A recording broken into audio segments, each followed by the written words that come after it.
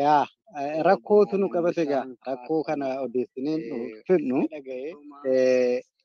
Oromootu akka tokko hin jirre Oromoo gargar ilaala Oromoon qobaa gruuppii kunis gruuppii qobaa uummata kunis gruuppii qobaa uummata isa kana walitti fiduuf waanuman duraan kaase namni waluun balaaleffatu inni tokko isa tokko balaaleffatu garuu innis qabsoodhuma bilisummaa Oromoon gargaara jedha akeeka biraan qabu kunis qabsoodhuma bilisummaa Oromoon gargaara jedha akeeka biraan qabu garuu yoo ebeluun achi dhufaana hojjetuutu dhufu kunis qabsoodhuma bilisummaa akka ebeluuti miti qabsoo kanaati waan qabsoo irratti waliin hojjetee waan garaagarummaa qaban irratti wal diduu namni waan wal baqatuuf galuu hin jiru ammas kaleessas maallaqa nyaatama jechaa turame naaf ABO'n asmaraa jirurraa kaasee agammas komiin akkasii jira namoota irratti ani beluun faayoo achi jiraatan achi dhaquu faasin jedhu maallaqa koos achitti meebii rakkoo jiraachaa ture jiraachas ture hin jiranne amma immoo akkasii kallattiin dirree quunnamaa kana waraanni keessan kana waraanumatti kenna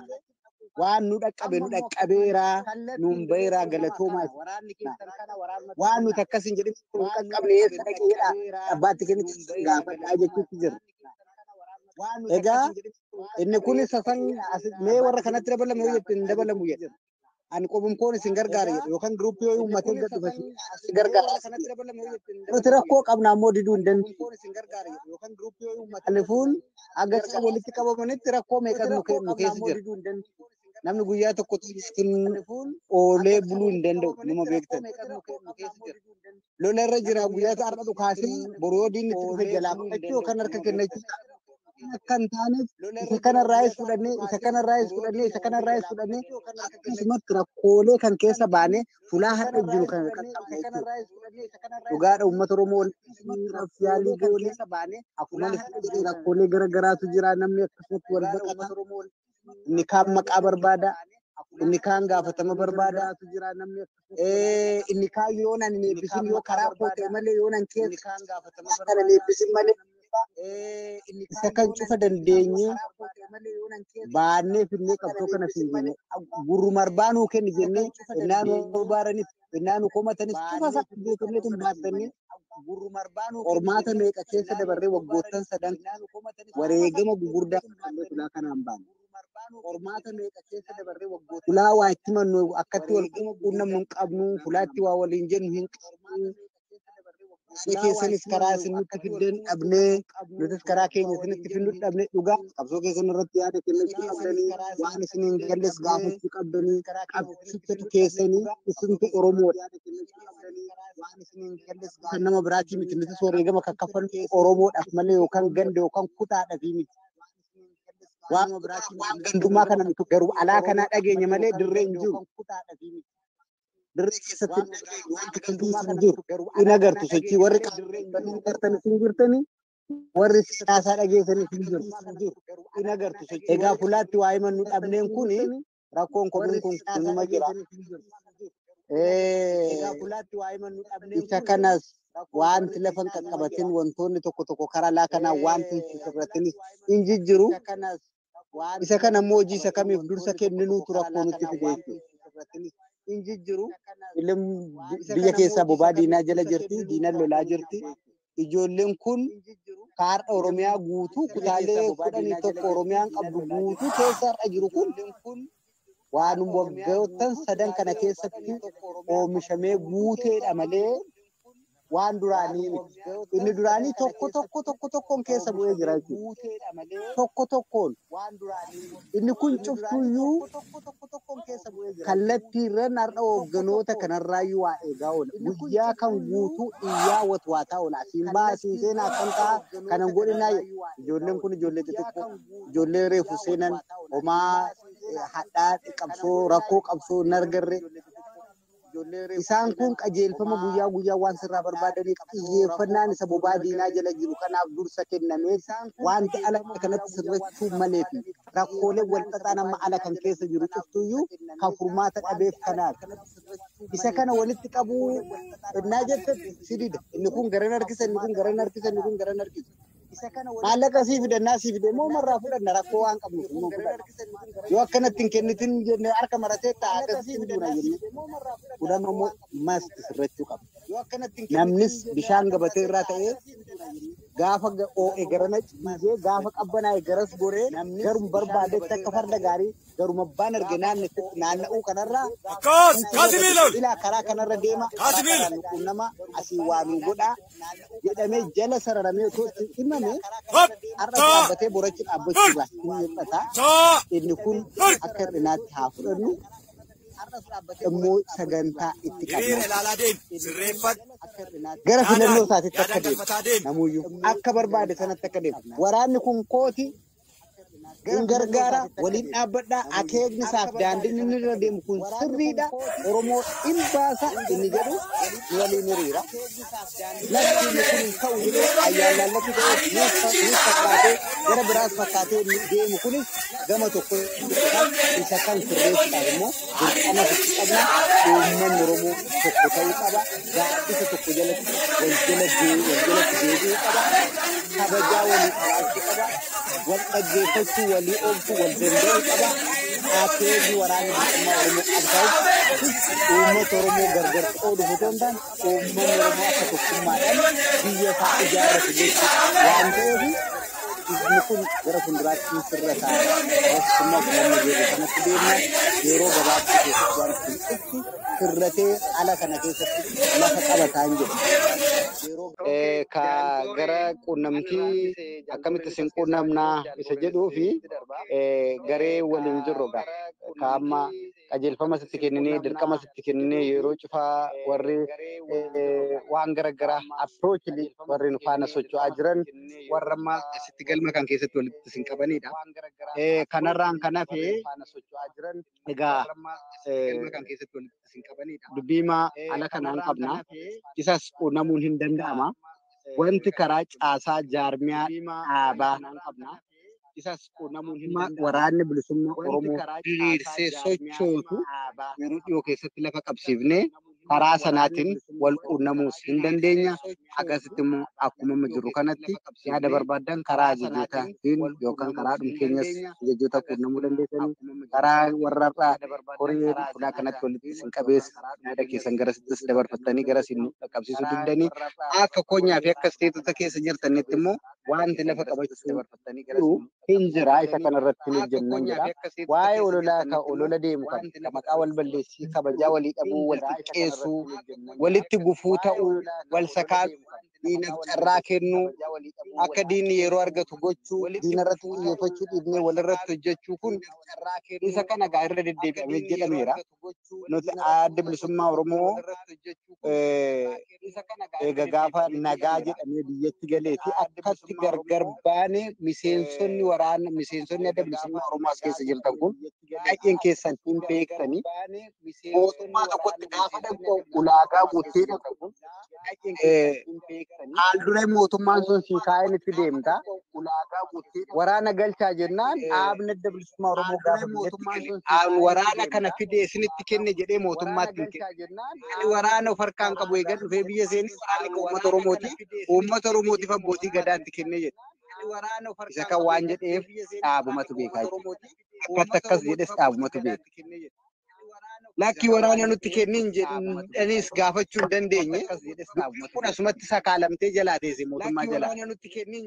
Waraanni gaafsan didee talattafe. Jijjiirran fakkeessisuun uummata keenyattis fakkaatee beektota keenyas hayyoota keenyas heddumnu jalaa dogoggorsee isa kaan fuudhee mootummaatti galchee akeeka ganama bayaniif irraa gorsee inni kaan firris diinis egaa gaafsan nutti duulee akeeka ganama bayaniif diddeebu sanatti hafte gaafatu bilisummaan dhugaatii fi bilisummaan dhugaa sun otoo jiraattee waraana bilisummaa Oromoo ishee namni silaa biyya san keessa sagalu maalifuun akka maatii yaadu akka jireenya gaarii yaadu akka waan cufa yaadutti namni waraana bilisummaa Oromoo dursee Oromiyaa seenu taasa hin jiru. Wanticha feek warri kalee Salmaan Abbaa Gadaa jedhanii sun cufti isaaniitu iyyuu warra adda durummaadhaan uummata Oromoo ficcisiisaa turanidha. Warri kalee Salmaan Abbaa Gadaa adda durummaan mana keenyatti agarsiisanii nama keenyatti agarsiisanii beekaa keenyatti agarsiisanii nama gaafii abbaa biyyummaa mana abbaa biyyummaa gaafatu nama keenyatti agarsiisanii warra keessaa ture ilmaan Abbaa Gadaa jedhaman sanaadha.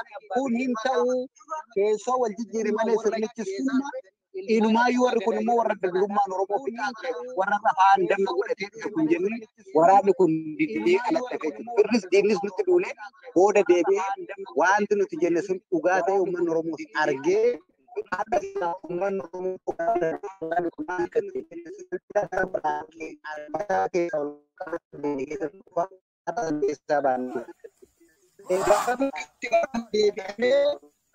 kun siyaasa qabu kana leeman beeku wanti fedhe kolleen jiru wanti siyaasa aanaan beeku kana leeman beeku waan siyaasa tokko qabaachuu baate asinas gara waan kun tokko qabaachuu baate asinas gara haati qaatu diplomasiin jedhamu gabaabaa diplomasiin jedhamu akkamiin faranjiin dubbiseen doowatin adda dabalatee jiru Jabina keenya tu kana fitachuudha. Diplomasiin jedhamee deemuu qabu kanatu kanatti. Kala kala beektuun keenya ayyoo keenya.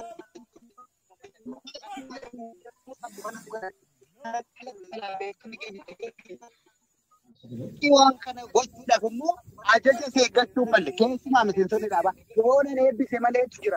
Yoonan keessa hin jiraanne maleetu jira. Ajaja eeggachuu malee keessumaa miseensonni dhaabaa yoonan eebbise malee saasuun 2018 diigame. Eeggachuu waraanni kun ka ofii baafatee akka ofii socho'a. Saasuun 2018 diigame. Malee bakkumti dhumaan ture. Hojiin kaleessa hojjetame xiqqaadha jechuudha. Jechuu kooti miti. Otoo inni kaleessa hojjetame hin jiraatu. Kanarra dhaabbannee keessatti argamu. Jechuu kooti miti. Otoo inni kaleessa hojjetame hin jiraatu. Inni waraanaa dirree ta'uu qaba. Kanatu dhukkubbii mataa namoota hedduutti ta'e. Inni waraanaa dirree ta'uu qaba. Dirreetti nu hoogganaa nama jenneen dhufee nu hoogganuu miti. Dhufee bidiisu gochuun dirreetti nu hoogganaa nama jenneen. Ufee nu hoogganuu miti. Ufee bidiisu gochuun Ufeenis kana koota asxaa nu hoogganaa hin danda'a. Harkaa inni jechuudha. Mataa ta'atoo jechuudha. Inni sun immoo nuun tarkaanfachiisu duratti hin deebisu. Bakkumti wanta akka deemu nu godha. Isa kanatu didame isa kanatu Aba orang gergerbaan, aba orang potongan, aba berapa bulan kana propaganda kana fakkaata gari maqaa waraana balleessan malee waraanni bilisummaa Oromoo aba biraa aba aaraa uummata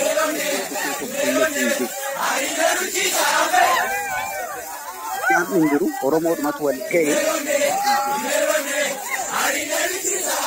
Obaatti uummatee Oromoodhumatu wal ga'e Dirqimmoo dhaaba biyya Finfinnee jiru faana yoo wal yaadanii hojii diinummaa irratti hojjechuudha beeku. Mootummaa waraana qabdu jedhee har'a agartaatti malaqaatti kampee namoota hojii diinummaa irratti isa kana irratti waraana qabnaa jedhanii rukuchiisa ajjeechisuudhaaf waan mararsiifatanii fakkaatanii warra san ficcisiisuudhaaf warra yaadee jedhanitti makaasa akka koottee jechuudha. Akkatti wal mormanne qabna gaafsana har'a maaltu garsiisa gargar baanii faallaa dhaabaa wal deemsisu isa kan mataa waliin rukutu isa kan achi geessanii achi manii isa kan asinanii mataa waliin rukutu kun dibittiin gadoodduun biyyu malaa kan keessa jijjettudha. Isa kan achi geessanii achi manii isa kan asinanii mataa kanaan alatti waraanni bilisummaa Oromoo akeeka biraa hin qabu. Akeekuma irbuu shinniggaa san fuudhee oofee asiin ga'e. Otoon sharafin mirga abbaa biyyummaa keenya deeffachuu mirga murteeffannaa uummata Oromoo qabachiisu mirga abbaa biyyummaa keenya deeffachuu jedhu qabannee deemna malee akeeka biraa qabannee deemutti hin jiru. Waraana Tigree, waraana Maalii jedhu qabannee waraanni bilisummaa Oromoo flexible farda gaarii miti garumaa kallattiin tokkicha laalaa ka deemu. Siyaasa faana jijjiiramee deema. TPLF faada hariiroo uummatan maalii uumman tokkicha laalaa ka deemu. Siyaasa faana jijjiiramee deema. Bakkum tokko dhaabbataa siyaasa hariiroon nuti uumman hariiroo siyaasaa miti mootummaa gabroonfatan kan waloo bakkum tokko dhaabbataa isa kana waliin jigsinaa isaanifis diina nuufis diina. Agama akka nu fayyadeef agama akka itti gargaaramne agama akka bu'aa irraa arganne isaanifis diina nuufis diina. Agama akka nu fayyadeef agama san argatin cuf argan carraa kanatti gargaaramne diinni kun succufti silaa nurratti deebi'a. Nurraa qoodamee aga nurraa qoodamee sin argatin fuuldura tarkaanfanne nu gargaaramne diinni kun succufti isa kana waliigalteen kun waliigaltee qawweef malee waliigaltee siyaasaa miti. isa kana zakka biraatti hikkatee namni fuudhatee waan biraa ajandaa biraa godhatee waraana bilisummaa Oromoo irratti lolamaa ture jechuudha. Isa kana zakka biraatti hikkatee namni fuudhatee waan biraa ajandaa hin jiru. Biyya tokko qabna, hiree tokko qabna, hiriin keenyas waan tokko. Biyya tokko qabna, lalatti nuti waan biraa ajandaa biraas waraana bilisummaa Oromoo hin qabu. Isa kana akka biraatti fuudhee warri afarsee waraana kanaaf uummata kana gargar qooduudhaaf yaalii garagaraa goota kan akka biraayyuu dhaabbatee of ilaaluu qaban jedha. Jaalbooree waan nan hambisee jiraate sa'aatii warra kanaa qusanii gabaaf jecha lamaan tokko dabalii an kanuman jedha. Ololli kun karuma laakan jira malee gara keenyas hin jiru. Kara keessaa kanaaf kara laakan diina keessa fi Oromoon keessa Oromoon immoo beekas ta'e otoo hin beekin warra hojjetan jira. Warra otoo hin beekin hojjetan warri beekaa hojjetan sittuu yaadan hin jiru. Waanan keessa hin jirre haa badu amanja'u warri beekaa hojjetan sittuu waanan hin eebbifne warra jedhamu suulimmoo hin taatu. Akka kaleetti deemuu hin dandeenye harkaanfachuu waan hin dandeenye. Innammaa kun firii kana argite akka fuulduratti deemuu kun fuulduratti nu deemsisa jedhee namni kana argite seenee hojjechuu danda'a. Deemuu hin dandeenyu. Qabsoon kan uummata Oromooti kan nama tokkooti miti. Immoo bakka jirutti deemsisa buqqaleessatti adeemuun hin taatu kun. Diinummaadha uummata Oromooti kan nama tokkooti miti. Akkeeka biraan qabnu waan kaleessatti dadhabdan danfatti buuftan qaamatti dhabdan qalbiitti dhabdan qabeenyatti dhabdan aga tokko fuulduratti deemee isin gammachiifnan itti seenaa hojjedhaa jechuun ni jira.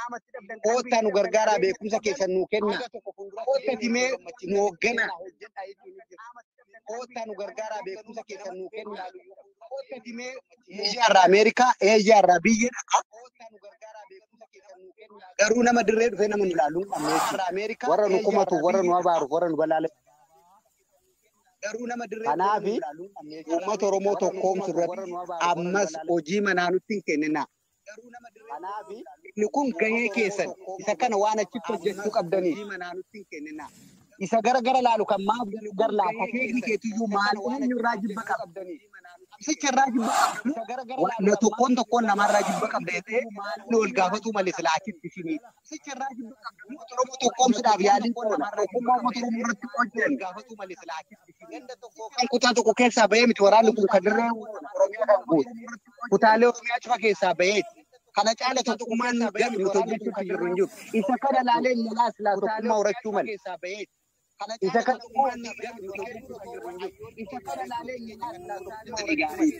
bu'aan biraa keessaa barbaadnu hin jiru. Bu'aan keenya dadhabbiin keenya galanni keenya uummata keenya irraa nuuf kennamuu mala. Bu'aan biraa keessaa barbaadnu. Uummata too maan hojjetin maqaaf reeditii wayii barbaadu barbaachisaa miti. Uummata gabrummaa jala jirra uumamu hin tunuur kan jiru. Asirratti gaafatamnu nuti aangoon faayidaa nuti barbaadnu maaltu jira? Uumaan jiran. Cuftuyyuu hojiidhaan nuuf kennama. Kanaaf immoo hojjechuun nurraa eegama. Isa kanaaf immoo gargar faceeku hayyoonni keenya beektonni keenya itti duulanii waan kanarratti hojjechuudha qaban. Maaliin rakkoon kee jedhanii warra faallaa beekan gaafatanii walitti fiduu danda'an ummaa ummatichaa feena waan ta'eef faayidaa tokkollee keessaa hin qabnu waan ta'eef namni kun cuftu wareegamee ummata Oromoo kana bilisa baase har'as waliin haasofna boru ganama waan taanu beeku.